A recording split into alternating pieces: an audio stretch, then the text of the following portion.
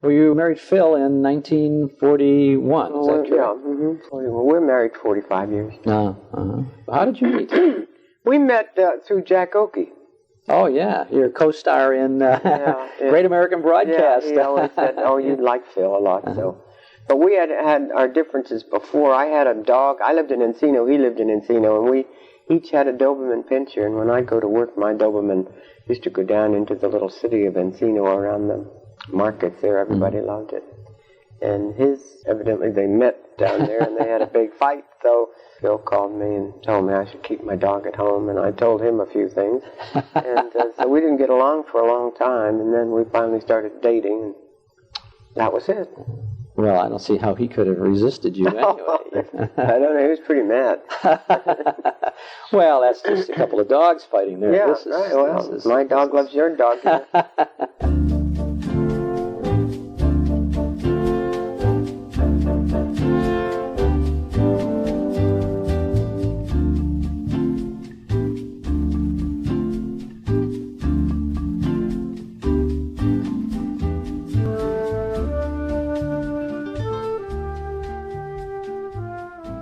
I only worked with him, I think, once or twice when he went into television. I didn't go. Was there any reason for that? No reason, no. I was doing all right myself. I had my own show to show you what kind of a man Jack Benny was. Jack Benny let me do comedy exactly right following him. So you can imagine what I had going in, what kind of account I had going in. I had the highest rating in the world going in, the best rating. Absolutely. And I'm doing comedy. But I mean, what other guy? And then I'm running through the alley after they go to CBS. I'm running through the alley to warm my audience up. And he's letting me off, puts me on the first 15 minutes so that I can go get out of there and go and start my own show. That's a pretty nice guy, isn't it? I would say, sure. He was doing it. You were both at NBC initially. And then he went to CBS. Then he went over to CBS, which is a couple blocks down. And it's a block down. away, a block and a half away. I was 7 years on my own program with Alice. I'd say my own. And I think 4 or 5 of those I was on Jack's too, same time. After Jack Benny signed off at 5:30 p.m. Pacific Time, the Phil Harris and Alice Faye show signed on.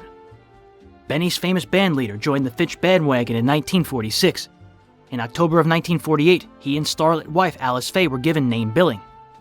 Rexall signed on as sponsor. You started your own show on the Fitch bandwagon. I played the Fitch bandwagon, and then from there, that's when I went. I took Cass Daly's place. Were you playing the bandwagon strictly That's with a the band. orchestra, They right? put bands on, that's all. You played tunes. And how did that come about? Did they come to you just as the band leader and say, hey, we want you on the... They were putting on all kind of bands. Oh, yeah, sure. Every The week. Fitch bandwagon had a different band. Well, what the hell? They ran out of people, so they called on me, you know. And Alice Faye'd been around a little bit, you know. She'd been a star for 100 years at the 20th century.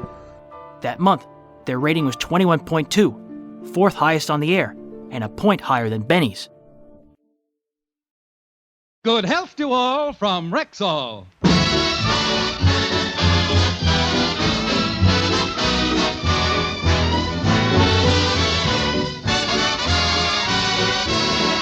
Yes, it's Sunday, time for the Phil Harris Alice Faye Show, presented by the makers of Rexall Drug Products and your Rexall Family Druggist.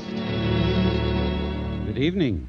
This is your Rexall Family Druggist taking a little time from behind the prescription counter this Sunday evening to speak for all 10,000 of us. I remember talking to Jack Benny one day, because we would also double over and do the Benny Show. I would be playing the other character on the Benny Show, and Phil and I would ride back and forth. The sign means that we carry the 2,000... I remember once going from CBS to NBC, we cut across the parking lot because the shows backed into each other. Jack was on out here. Show originated 4 to 4:30, and Phil's show originated when we were both on Sundays, 4:30 to 5. They were on later out here, but that fed New York at 7 o'clock, I guess. And they got a 2-passenger bicycle for Phil and I to ride so they get publicity shots of us. Right?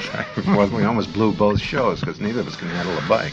And now your Rexall Family Druggist brings you the Phil Harris Alice Faye Show. Written by Ray Singer and Dick Chevrolet, with Elliott Lewis, Walter Tetley, Robert North, Jeanine Roose, and Whitfield, Walter Scharf and his music, yours truly, Bill Foreman, and starring Alice Faye and Phil Harris.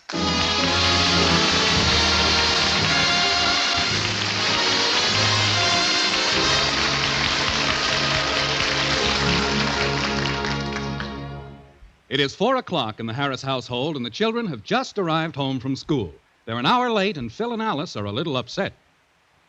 Well, it's about time you children got home. What have you been? Yeah, why were you so late? The teacher kept us after school, Daddy. Yeah, she said the homework we did last night was all wrong.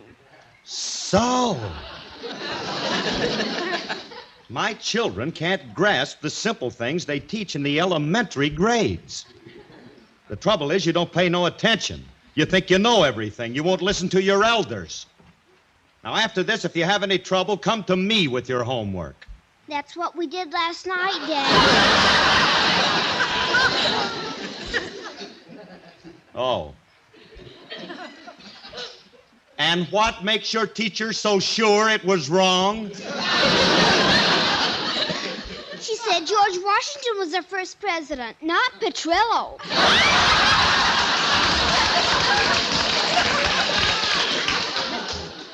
Well, that's a moot point. Daddy, the teacher gave us these pamphlets for you to read. Let me see them, children. These might help you, Phil. Political history of our country, current issues of the political campaign, party platforms. Hold it, Myrtle, hold it. Just take it easy. You might not know it, but I don't have to read pamphlets to know what's going on in this country. I'm right up to the minute on world affairs and current events, like every good American citizen should be. Well, I'm glad you feel that way, because there's something I forgot to tell you. The election committee called, and they want us to help out at the election on Tuesday. Election? Mm-hmm. Somebody's running for something?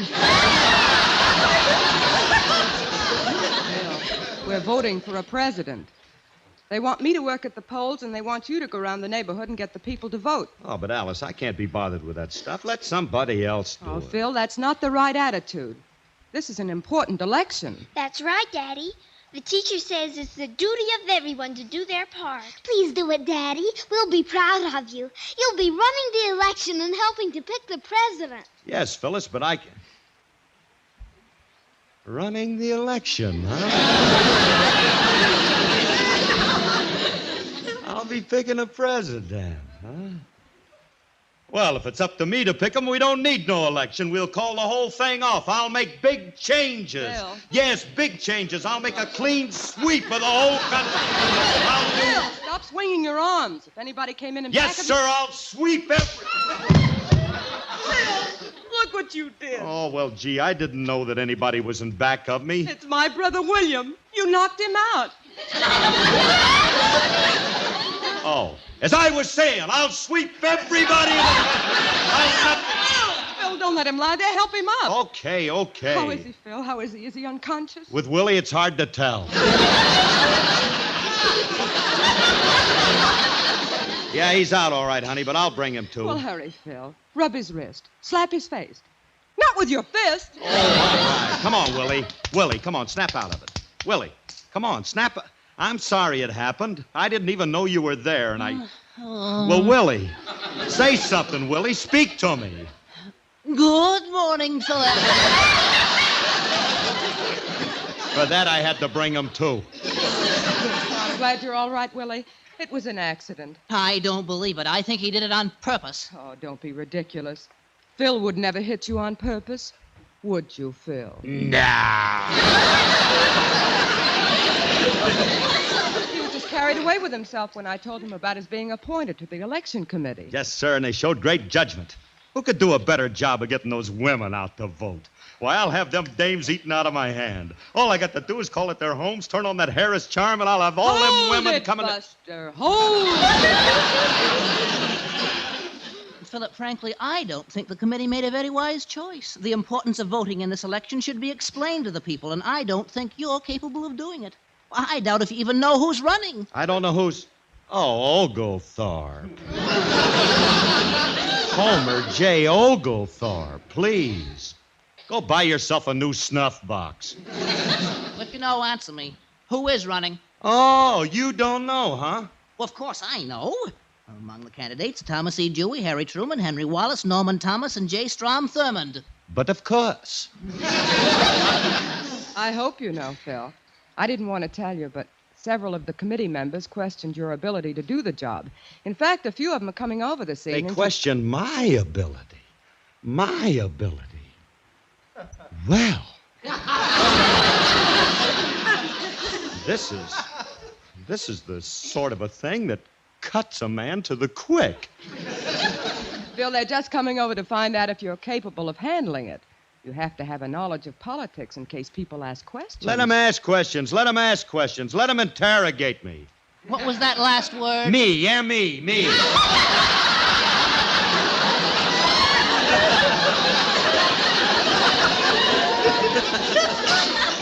I can explain to those people the importance of voting this year. It's the political issues involved which concern I'll get it. Glad that bell rang. I really don't know too much about this. There must be some way I can find out before election. Hi, Curly. Frankie. Hey, what do you know about politics? Everything. I probably know as much about politics as I do about music. Uh-oh, I'm in trouble. Now, if there's anything you want to know, just ask me. I'll take a chance. Now, look, who are you voting for in the presidential election? I ain't voting. I don't believe in changing presidents. Well, some people think we should. Well, that's because they haven't followed the career of our president as closely as I have. I say the man's doing a good job. And as long as he continues to do a good job, let's keep Hoover there.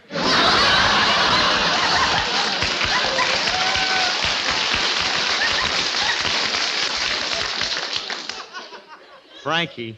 Yes? Mr. Truman is the president of the United States, not Hoover.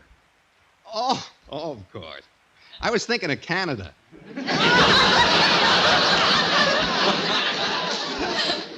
Now, is there anything else you want to know? Yeah. Have you seen a doctor about that slow leak in your head? Look, Remley, I'm on the election committee, and they're coming over tonight to find out what I know about the different parties. Curly, your education's been sadly neglected. Didn't you learn anything in school? First thing they taught me was that there are two major parties, the Whigs and the Tories. Those two I know about. There's more? Well, there must be. There are a lot of other fellas running this year. There's Harry Truman, Thomas E. Dewey, Henry Wallace, J. Strom Thurmond, and Thomas. Thomas? John Charles. Look, Remley, you know even less than I do about this, and it's our duty to find out about it. I hope you realize the importance of voting. Well, of course I do. Look at my poor father. One year he didn't vote, and they passed prohibition.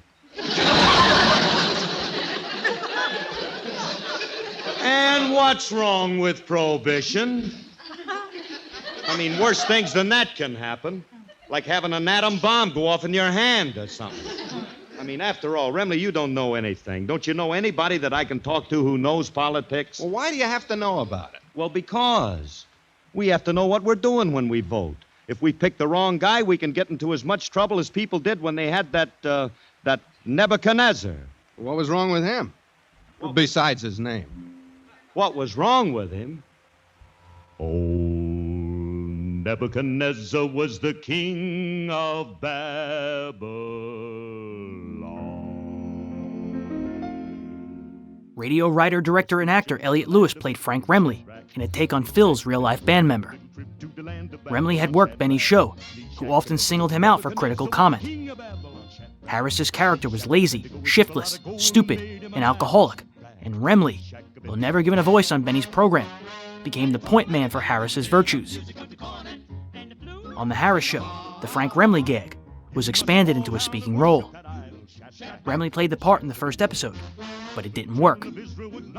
Elliott Lewis turned the role into a comic masterpiece. I asked Jack once why, because I was really serious. We were getting big laughs, and I wasn't sure why.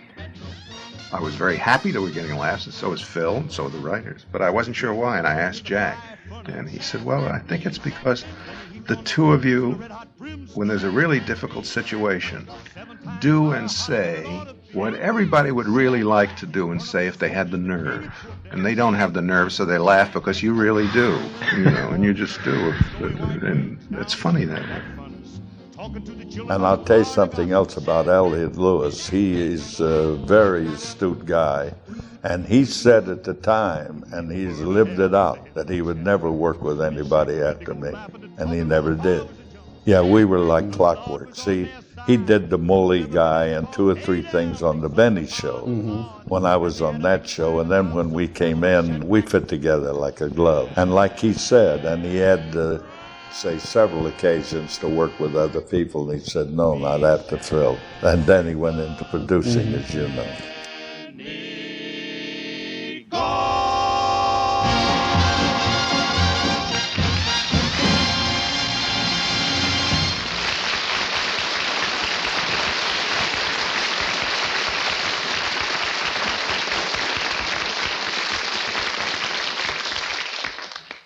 Hey, Curly, I've been thinking. Why do you have to ask somebody about politics? Books have been written on the subject. You must have one in the house. Yeah, we must have. Hey, let's look at my book collection and see. Your book collection? Naturally. I have quite an extensive library. There they are. Go ahead, look for yourself. Oh. Rubaiyat of Omar Khayyam. Emerson's Essays. Rise and Fall of the Roman Empire. Masochistic Tendencies of the Malayan. That one was excellent. A smasher. You liked it, huh? Well, that and Homer's Iliad, I just couldn't put them down. I suggest you read it, Mr. Remley. Yes, maybe I would. No. I'll wait till I make the picture.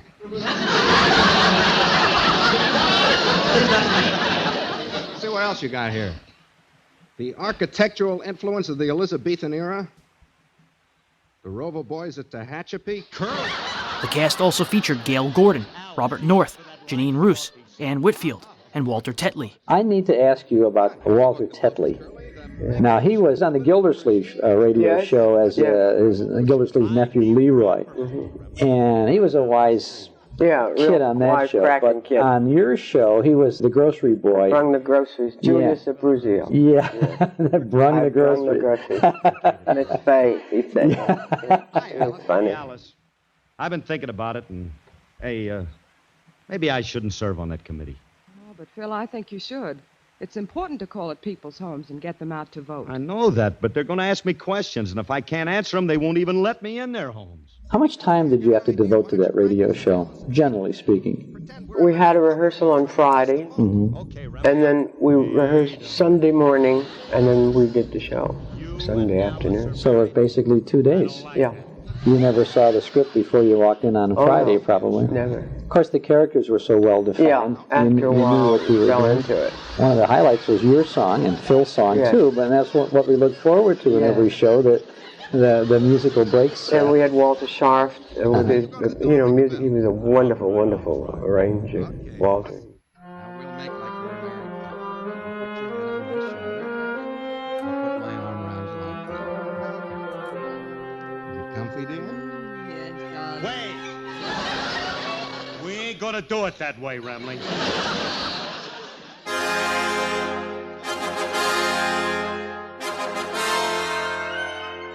The show would peak in December with a 26-point rating. Writers Ray Singer and Dick Chevalier had to account for 5 minutes of necessary cuts because of audience laughter. But network radio would change forever in January of 1949 when Jack Benny jumped to CBS. The Phil Harris and Alice Faye show remained on NBC. It created a time problem. The networks were 2 blocks apart, and the shows were back-to-back. Harris would now only be in the first half of the Benny Show. He would leave CBS by 4:15, cut through the parking lots between the studios, and knock on NBC's back door. Then, he would step onto his own stage, warm up his audience, and go on the air. But after Benny jumped, Phil Harris and Alice Faye lost 40% of their audience in a single month. That trend would continue into the spring. The show would never see a rating higher than 14 again. In the beginning, when that show first came on, it was live, and I suspect that you had to do at least 1, possibly 2 broadcasts every week. Was there a West Coast and an East Coast, or did you just do one? That's right, we did. I think the show really came into its own when Rexall came in, because first of all... Well, we were rolling then. Yeah. We really had it. We had tremendous writers, too, and it was all terrific. It was really going. Ray Singer and Dick Chevrolet. Yeah, they were terrific. You came in at a just perfect time for radio, 46. Yeah, right. But by the time you left in 54, so much television had come in on this. Well, Phil wouldn't do it. I'm sorry. I think that's one thing I really am sorry for, that we didn't go into television. Well, he didn't want to do it. He couldn't see another family show on TV. He was afraid. It's too bad, because I would say that the Phil Harris Alice Faye show was not another family show. It was a very special show. It was really fun. And your personalities could have easily translated to television. He couldn't see it. You couldn't tell him that. Maybe he didn't want all the extra work. TV is a hard... I don't know. He did have a hard time, really, didn't he, for a while, doing the Benny Show, and then boom, immediately... because in the rehearsals and everything. I don't particularly like to work with my husband. I don't believe in wives and husbands working together. But that's just my opinion. I worked with him, but we didn't hit it off too well while we were working together. He's a little rough. During that whole radio period there, from 46 to 54? Yeah. But I made it, but I wasn't too happy. But I enjoyed it. You were an excellent actress on that program. You brought a lot of spark and life to the film. It's like anything you do, you get better and better and better. But a husband tends to pick on you, where somebody else won't pick on you. Well, he might not pick on somebody else. He wouldn't pick on Mary Benny. He wouldn't pick on anybody else, but he'd pick on me. You see, so actually, that part I didn't care for.